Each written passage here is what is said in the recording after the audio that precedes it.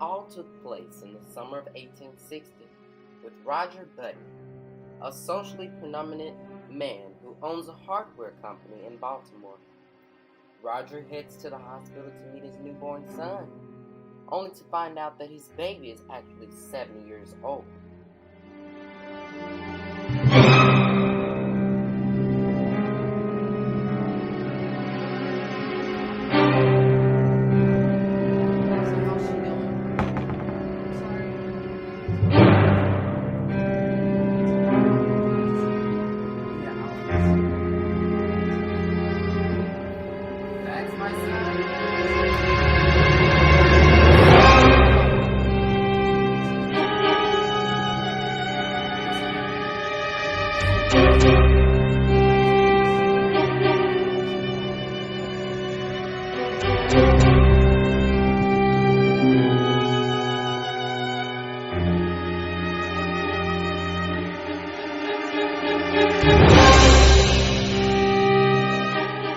Times were changing.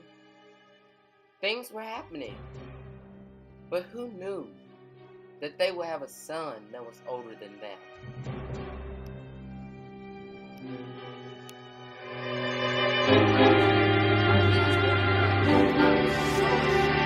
I don't know what to say. You're ashamed. How dare you say that? We must force him to have a baby. As you can see, his parents are filled with shame at their abnormal child, and they even force him to act like a baby, even though Benjamin has the body and mind of a much older man. The only person that Benjamin grows up and becomes friends with at this point in his life is his grandfather. I would suspect because they were the same age.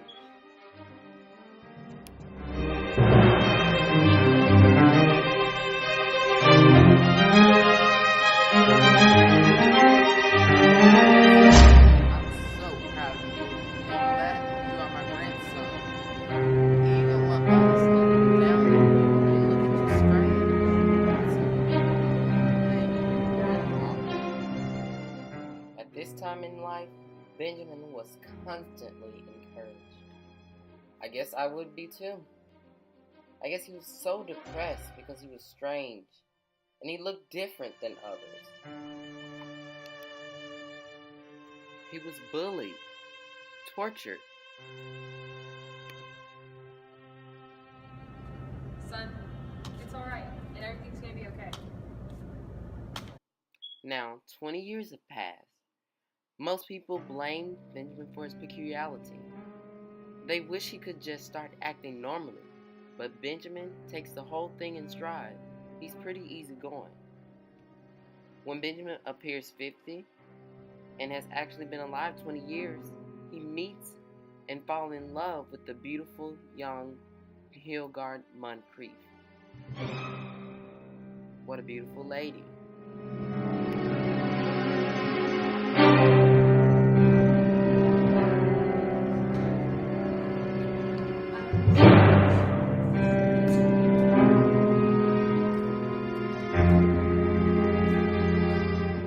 Luckily for Benjamin, Hildegarde has a thing for older men, and the two marry and have a son, Roscoe.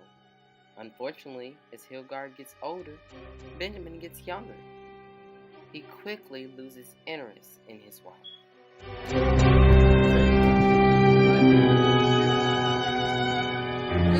You're gonna leave me and Roscoe here alone? You have to take care of him. So then, Benjamin heads off to the Spanish-American War, getting younger every year.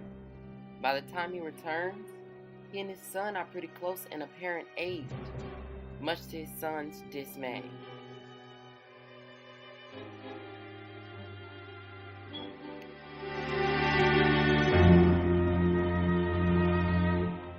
So, Roscoe asks his mom, "How's Dad able to do all this, Mom, when I'm supposed to be the young one who goes to school and be in college at this time?" Only thing Hildegarde could say was, "Son, when I got us into this, I did not know how it would end. Your dad is just different."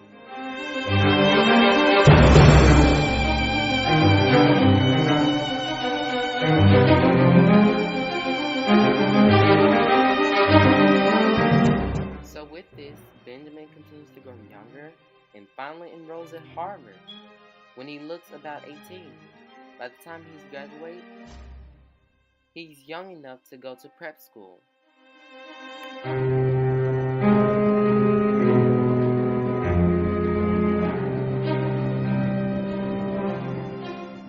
Roscoe is increasingly dismayed with his father, especially since Roscoe's own son is approaching Benjamin's apparent age. The two of them, Benjamin and his grandson, end up playing together as children. Eventually, Benjamin is young enough to go to kindergarten, and finally, too young even for that. Hey class, everybody quiet down. We're gonna learn our ABCs and numbers today.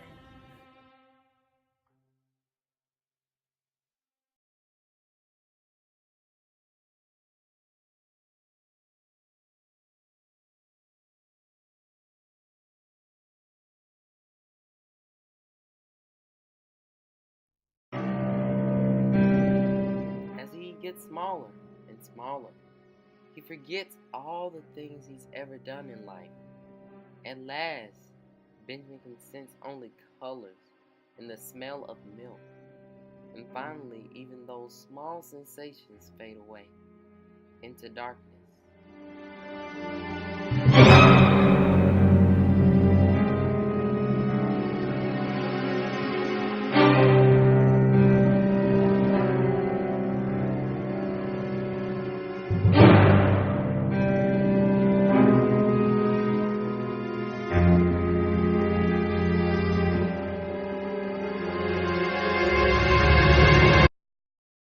A special behind-the-scenes interview with the cast.